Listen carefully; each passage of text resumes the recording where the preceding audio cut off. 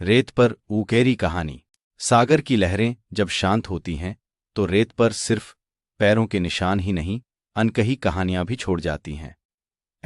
ही एक कहानी सागरद्वीप के सुनहरे तटों पर लिखी गई, जो हवा के हर झोंके और लहरों के हर स्पर्श से और गहरी होती गई। अद्वैत शहर की ऊंची इमारतों और शोरगुल से दूर सागरद्वीप की शांत गोद में उतर रहा था। उसके कंधों पर भारी यात्रा का बोझ था, मगर मन में एक अजब सी हल्की फुल्की उदासी थी। वह एक प्रसिद्ध आर्किटेक्ट था, पर उसकी आत्मा में छिपी कलाकार की धुन कहीं खो गई थी। उसने अपने सूटकेस को खींचते हुए नीले आसमान और फिरोजी समंदर के बीच एक छोटी रंगीन इमारत को देखा।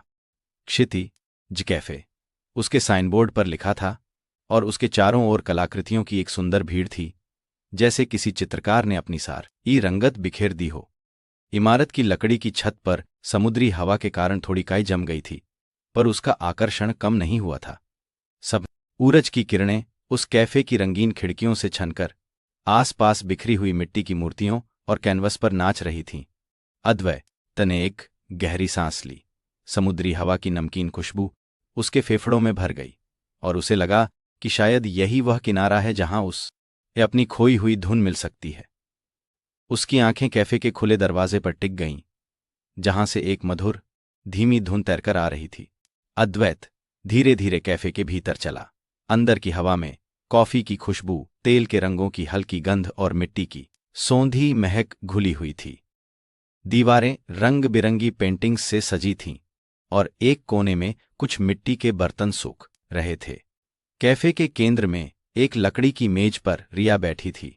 उसकी उंगलियां मिट्टी पर जादू कर रही थीं, जो इससे एक छोटी मूर्ति आकार ले रही थी। उसके बाल बिखरे हुए थे, माथे पर मिट्टी का एक छोटा सा निशान था, और उसकी आंखों में एक अद्भुत चमक थी, जैसे वह किसी और ही दुनिया में खोई हुई हो। उसने एक हल्की नीली सूती साड़ी पहन रखी थी, जो उसके कंधों से सरक रही थी। रिया गुनगुना रही थी, एक पुरानी हिंदी धुन जो हवा में घुल रही थी। जब अद्वैत ने काउंटर के पास जाकर खांसी तो उसने सिर उठाया। उसकी बड़ी एक्सप्रेसिव आंखें अद्वैत से मिलीं। पल भर को समय थम सा गया। उसकी मुस्कान उतनी ही सहज और निर्मल थी जितनी सागर की लहरें। जी, क्या लेंगे आप? उसकी आवाज में एक मीठापन था। अद्वैत ने खुद को संभाला। एक ब्लैक कॉफी प्लीज। उसकी नजर अब भी रिया की कला पर टिकी थी। अगले कुछ दिन अद्वैत के लिए सागरद्वीप में एक नई दिनचर्या लेकर आए। वह रोज सुबह कैफे आता, अपनी ब्लैक कॉफी पीता और अपनी नोटबुक में कुछ स्केच बनाता। कभी सागर की लहरों के, कभी दूर खड़ी नावों के, और कभी कभी चोरी छिपे रिया के, जब वह अपनी कला में लीन होती थी। उसने देखा कि रिया कभी पेंटिंग कर रही होती, कभी मिट्टी के बर्तन बना रही होती, और कभी ग्राहकों से सहजता से बातें करती, अपनी कला के बारे में समझाती।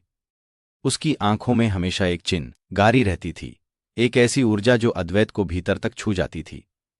एक शाम जब कैफे खाली हो रहा था, अद्वैत ने हिम्मत करके रिया से उसकी एक पेंटिंग के बारे में पूछा। एक अमूर्त रचना, जिसमें गहरे नीले और हरे रंग सागर की गहराई को दर्शाते थे। यह आपको क्या कहती है? रिया ने उससे पूछा। अद्वैत ने कुछ देर सोचा। यह मुझे स्वतंत्रता और रहस्य का एहसास कराती है, जैसे सागर में कितना कुछ अनकहा छुपा है। रिया की आंखों में प्रशंसा की चमक आई। आपने बिल्कुल सही कहा, यह सागर की आत्मा है। यह उनकी पहली गहरी बातचीत थी, और उसके बाद उनकी बातें बढ़नी शुरू हुईं। अद्वैत को लगा जैसे बरसों से बंद पड़े दरवाजे धीरे धीरे खुल रहे हों। उनकी दोस्ती सागर की लहरों की तरह गहरी होती गई। शामें अक्सर कैफे के बाहर सागर किनारे बीततीं, जहां सुनहरी रेत पर बैठकर वे सपनों और डर के बारे में बात करते। सूरज जब क्षितिज पर लाल नारंगी रंगों की होली खेलता, तो रिया अद्वैत को अपनी कला के प्रति उसके छिपे जुनून को उजागर करने के लिए प्रेरित करती। तुम चीजों को जिस तरह देखते हो अद्वैत, वह कहती, वह एक कलाकार की नजर। तुम्हें अपनी फोटोग्राफी को दुनिया के सामने लाना चाहिए। अद्वैत, जो हमेशा अपनी भावनाओं और कला को पर्दे के पीछे रखता था, रिया की बातों से भीतर तक हिल जाता। एक दिन उसने उसे बताया कि कैसे उसे बचपन से फोटोग्राफी का शौक था, लेकिन उसके पिता, जो एक सख्त आर्किटेक्ट थे, ने उसे हमेशा इंजीनियरिंग और आर्किटेक्चर पर ध्यान केंद्रित करने को कहा। रिया ने उसकी आंखों में दर्द को देखा और उसने अपना हाथ उसके कंधे पर रखा। कभी कभी हमें अपनी आत्मा की आवाज सुननी चाहिए, उसने धीरे से कहा। यहां सागरदीप में तुम वो सब कर सकते हो जो तुम हमेशा से करना चाहते थे। हवा में सागर की नमकीन खुशबू और उनके शब्दों की गर्माहट घुल गई थी। अगली शाम कैफे बंद होने के बाद अद्वैत ने अपनी एक पुरानी नोटबुक रिया को सौंपी। यह उसकी फोटोग्राफी का एक छिपा हुआ खजाना था, जिसमें उसने शहर की गलियों से लेकर सागरदीप के हर कोने तक की तस्वीरें कैद की थीं। हर तस्वीर में एक कहानी थी, एक भावना थी जो सब इर्फ वही देख सकता था। रिया ने एक एक करके पन्ने पलटे। उसकी आंखें हर छवि पर टिकी थीं। एक तस्वीर में एक बूढ़ा मछुआरा अपनी नाव के साथ खड़ा था, उसके चेहरे पर जीवन की झुर्रियां एक नक्शे की तरह थीं। दूसरी में बच्चों का एक झुंड सागर किनारे रेत के महल बना रहा था, उनकी मुस्कान सूरज की तरह चमक रही थी। जब उसने आखिरी तस्वीर देखी, सागर में डूबते सूरज की ये शानदार छवि, जिसमें एक अकेला पक्षी उड़ान भर रहा था, उसकी आंखों में आंसू आ गए। अद्वैत, उसने फुसफुसाया, तुम एक सच्चे कलाकार हो। ये तस्वीरें बोलती हैं। ये सिर्फ क्षण नहीं, ये भावनाएं हैं। अद्वैत ने अपनी भावनाओं को छिपाने की कोशिश की, पर रिया की बातों से उसके भी तर कुछ पिघल रहा था। वह पहली बार किसी के सामने इतना खुला था। उसकी आंखों में एक अजीब सी चमक थी, शर्मिंदगी और गर्व का मिश्रण। रिया ने भी अद्वैत को अपनी कला का एक हिस्सा दिखाया जो उसने हाल ही में बनाया था। यह एक बड़ी कैनवस पर बनी पेंटिंग थी, सागरद ईप का किनारा, पर उसमें एक सूक्ष्म बदलाव था। लहरें, रेत और क्षितिज सब वहीं थे, पर बीच में एक अमूर्त आकृति थी जो किसी वास्तुशिल्पीय संरचना की तरह दिख रही थी, मजबूत पर तरल। उसके रंगों में अद्वैत की ब्लैक एंड व्हाइट तस्वीरों की गहराई थी, और कैनवस के एक कोने में एक छोटी सी नाव थी जो सागर की विशालता में अकेली थी, पर उसे एक दिशा मिल रही थी। यह अद्वैत ने पूछा, उसकी आवाज में विस्मय था। रिया ने मुस्कुराते हुए अपनी आंखें झुकाईं। यह मेरे मन का सागरदीप है। इसमें कुछ ऐसा है जो पहले नहीं था। उसकी नजर अद्वैत पर टिकी। यह उस रास्ते को दिखाती है जो मैं अब देखना सीख रही हूं, एक ऐसी संरचना जो प्रकृति में घुल जाए, न कि उससे टकराए। अद्वैत को लगा जैसे उसने उसकी आत्मा का एक टुकड़ा कैनवस पर उतार दिया हो। उस अमूर्त संरचना में उसने खुद को देखा, शहर की इमारतों के बीच फंसा हुआ एक आर्किटेक्ट जो अब सागर के साथ जीना सीख रहा था। यह एक मौन स्वीकारोक्ति थी, उनके बीच की भावना का एक दृश्य प्रमाण। खुशियों के दिन तेजी से गुजर गए। एक दोपहर जब अद्वैत और रिया सागर किनारे बैठे थे, अद्वैत के फोन पर शहर से एक कॉल आई। उसके चेहरे पर अचानक चिंता की एक लकीर उभर आई। वह उसकी पुरानी आर्किटेक्चर फर्म के सीनियर पार्टनर थे जो एक बड़े प्रोजेक्ट के लिए उसे तुरंत वापस बुला रहे थे। शहर की जिंदगी, उसकी जिम्मेदारियां जो उसने कुछ समय के लिए भुला दी थीं, एक झटके में वापस आ गईं। रिया ने उसके बदलते चेहरे को देखा। उसकी आंखों में वह पुरानी हल्की उदासी फिर से लौट आई थी। क्या हुआ अद्वैत? उसने धीरे से पूछा। अद्वैत ने अपना फोन नीचे रखा। उसकी नजर दूर सागर में डूबते सूरज पर थी। शहर से बुलावा आया है रिया। एक बड़ा प्रोजेक्ट है, वे चाहते हैं कि मैं तुरंत वापस जाऊं। उसकी आवाज में एक भारीपन था। रिया के चेहरे पर भी एक हल्की उदासी छा गई, जैसे आकाश में अचानक बादल छा गए हों। उसने अद्वैत का हाथ थामा। उसकी उंगलियां हल्की सी ठंडी थीं। तो तुम जाओगे? उसकी आवाज में एक सवाल था, पर उसमें एक अनकहा दर्द भी छिपा था। अद्वैत ने उसे देखा। उसकी आंखों में दुविधा थी। एक तरफ उसका पुराना करियर, दूसरी तरफ यह नया खूबसूरत जीवन जो उसने रिया के साथ खोजा था। उस रात वे कैफे की छत पर तारों भरे आसमान के नीचे बैठे थे। हवा में हल्की ठंडक थी और सागर की लहरों की आवाज किसी लोरी की तरह लग रही थी। अद्वैत ने रिया को अपने बचपन, अपने सपनों और कैसे उसने हमेशा एक सुरक्षित रास्ते पर चलने की कोशिश की, सब बताया। मैं हमेशा डरता था रिया, उसने फुसफुसाया।